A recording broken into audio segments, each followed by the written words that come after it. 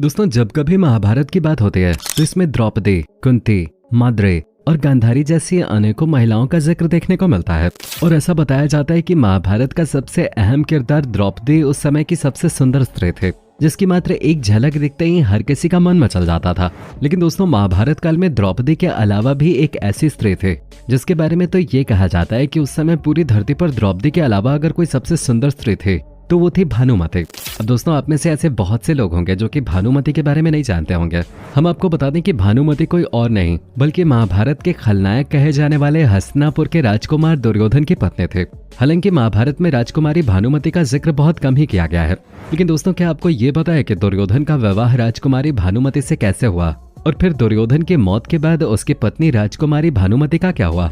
अगर आप भी जानना चाहते हैं राजकुमारी भानुमति के बारे में विस्तार से, तो बने रहें हमारे साथ वीडियो के अंत तक। तो चलिए दोस्तों, सबसे पहले जानते हैं राजकुमारी भानुमति के बारे में।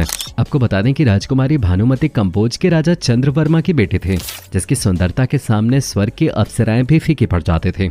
जब भानुमति बड़ी हो गई थी तो उनके पिता चंद्रवर्मा ने उनके विवाह की सोचे और इसके लिए उन्होंने एक स्वयंवर का आयोजन किया। राजकुमारी भानुमति के स्वयंवर में दुर्योधन, जरासंध, शिशुपाल और कर्ण जैसे कई महारथी और वीर राजा आए थे जो किसी भी तरह राजकुमारी भानुमति से विवाह करना चाहते थे। जब राजकुमारी भानुमति अपने हाथों में वरमाला लेकर किसी दूसरे राजा को पहनाने जा रही थी तो दुर्योधन को ऐसा लगा कि राजकुमारी भानुमति उसके गले में ये वरमाला डालेगी। लेकिन जब वो दुर्योधन को छोड़कर आगे बढ़ने लगे तो ये सब देखकर दुर्योधन ने इसे अपना अपमान समझ लिया और वो अपने गुस्से को नहीं रोक पाया। जिसके बाद दुर्योधन ने राजकुमारी भानुमति का हाथ पकड़कर उससे जबरदस्ती अपने गले में वरमाला डलवा ली। दुर्योधन की इस हरकत को देखकर स्वयंवर में बैठे सभी राजाओं ने जब इस बात का जमकर विरोध किया तो दुर्योधन ने भी उन सभी राजाओं को युद्ध की चुनौती दे डाली। लेकिन जैसा कि हम आपको बता चुके हैं कि स्वयंवर सभा में दुर्योधन अकेला नहीं था, बल्कि उसके साथ उसका सबसे सच्चा मित्र कर्ण भी था। ये सब देखकर कर्ण भी इस युद्ध में अपने मित्र दुर्योधन के साथ खड़ा हो गया। कर्ण को देखते ही सभी राजा इस युद्ध से पीछे हट गए और फिर कर्ण की जीत हुई। दोस्तों, जब दुर्योधन राजकुमारी भानुमति को स्वयंवर से जीतकर अपने राज्य हस्तिनापुर लाया था तो राजकुमारी भानुमति के साथ उसकी एक सहेली भी हस्तिनापुर आई थी जो देखने में बहुत सुंदर थे। अब आप सोचेंगे कि उसका क्या हुआ, तो आपको बता दें कि दुर्योधन ने हस्तिनापुर लौटने के बाद अपना विवाह राजकुमारी भानुमति से और अपने परम मित्र कर्ण का विवाह उसकी सहेली सुप्रिया से करवा दिया। दोस्तों, दुर्योधन जब राजकुमारी भानुमति को बिना उसकी इजाजत के अपने साथ हस्तिनापुर ले आया था तो इस बात को लेकर राजकुमारी भानुमति और उसके पिता राजा चंद्रवर्मा का काफी मजाक बनाया गया था, जिस वजह से राजा चंद्रवर्मा और उनकी बेटी भानुमति दोनों ही खुद को बहुत अपमानित महसूस करते थे। यही वजह है कि राजकुमारी भानुमति विवाह होने के बाद भी काफी लंबे समय तक दुर्योधन से नाराज भी रहे थे। लेकिन बाद में राजकुमारी भानुमति ने दुर्योधन को अपना पति स्वीकार कर लिया था। आपको बता दें कि राजकुमारी भानुमति को दुर्योधन से 2 जुड़वा बच्चे भी हुए थे, जिनमें से लड़के का नाम लक्ष्मण कुमार और लड़की का नाम लक्ष्मणा था। दुर्योधन के पुत्र लक्ष्मण के बारे में ऐसा बताया जाता है कि जब महाभारत का युद्ध हुआ था तो इस युद्ध में दुर्योधन का पुत्र लक्ष्मण अर्जुन के पुत्र अभिमन्यु के हाथों मारा गया था। और इसी के साथ साथ ये बताया जाता है कि जब दुर्योधन ने अपनी बेटी लक्ष्मणा का स्वयंवर आयोजित किया था तो इस स्वयंवर में श्री कृष्ण और जामवंती के पुत्र साम भी आए थे। साम भी अपने पिता श्री कृष्ण की तरह ही शरारती थे और जब उन्होंने स्वयंवर में पहली बार लक्ष्मणा को देखा था तो एक नजर देखते ही वो लक्ष्मणा की सुंदरता पर मोहित हो गए थे। लक्ष्मणा स्वयंवर में अपने हाथों से वरमाला लेकर कर्ण के बेटे वृषसेन के गले में डालने वाली थी, लेकिन दूसरी तरफ साम ने जबरदस्ती लक्ष्मणा का अपहरण करने की कोशिश की। ये सब देखकर कर्ण का पुत्र वृषसेन युद्ध के लिए साम के सामने आया, लेकिन साम ने उसे इस युद्ध में बहुत ही आसानी से हरा दिया और लक्ष्मणा का अपहरण करके उसके साथ उसी तरह विवाह किया जिस तरह दुर्योधन ने भानुमति का अपहरण करके उससे विवाह किया था। साम की इस हरकत पर दुर्योधन को बहुत गुस्सा आया, जिसकी सजा देने के लिए उसने साम को हस्तिनापुर के कारागार में डाल दिया। लेकिन जब श्री कृष्ण के भाई बलराम को इस बात का पता चला तो वो दुर्योधन से युद्ध करने के लिए उसके महल गए और दुर्योधन को जैसे ही ये बात पता चली कि बलराम उससे युद्ध करने के लिए उसके महल पे आ रहे हैं तो वो काफी ज्यादा डर गया और उसने श्री कृष्ण के पुत्र साम को आजाद कर दिया। इसके बाद दुर्योधन अपनी पत्नी भानुमति के पास गया क्योंकि उसे पता था कि अब भानुमति ही उसे बलराम के गुस्से से बचा सकते हैं। जिसके बाद दुर्योधन ने अपनी पत्नी भानुमति से कहा कि वो बलराम जी से बातचीत करके उन्हें समझाएं। जब दुर्योधन की पत्नी भानुमति बलराम से मिले तो दोनों ने आपस में बातचीत करके श्री कृष्ण के पुत्र सांब का विवाह पूरे विधि विधान के साथ लक्ष्मणा से करा दिया। दोस्तों, आइए अब समय में थोड़ा पीछे चलते हैं। जब दुर्योधन हस्तिनापुर का राजकुमार हुआ करता था उस समय 5 पांडव भी इंद्रप्रस्थ पे कुशलतापूर्वक शासन कर रहे थे और सभी 5 पांडव रिश्ते में दुर्योधन के चचेरे भाई थे। आपको बता दें कि दुर्योधन सभी कौरवों में सबसे बड़ा भाई था, लेकिन वो 5 पांडवों को अपना भाई बिल्कुल नहीं समझता था और उनसे जलता था।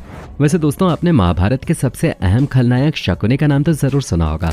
आपको बता दें कि शकुनी रिश्ते में दुर्योधन का मामा था, जो कि बहुत ही चालाक स्वभाव का था। इसी के साथ साथ दुर्योधन भी अपने मामा शकुनी की हर बात मानता था।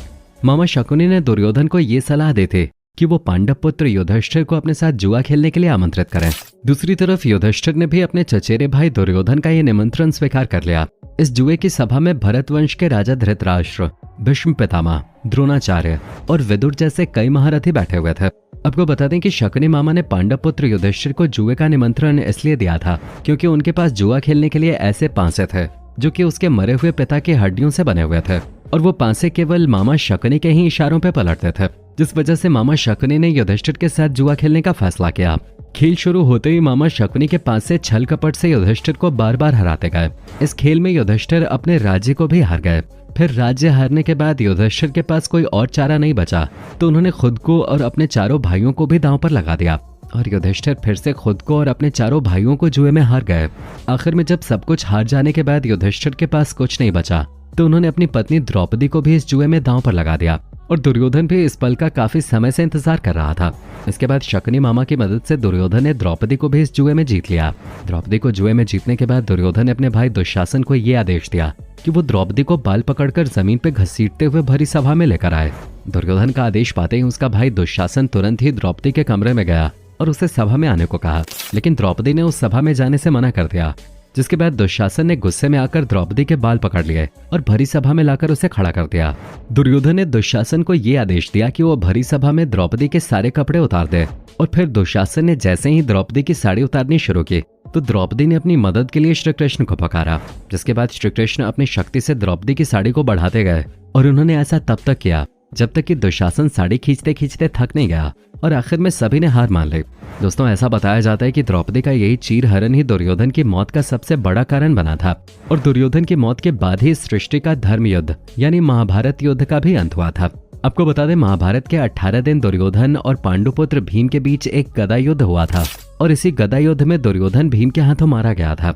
जब महाभारत का युद्ध समाप्त हुआ था तो कुछ समय बाद सब कुछ पहले जैसा होने लगा था, लेकिन दुर्योधन की मौत के बाद उसकी पत्नी भानुमति ने कुछ ऐसा किया जो कि हमेशा हमेशा के लिए एक इतिहास बन के रह गया।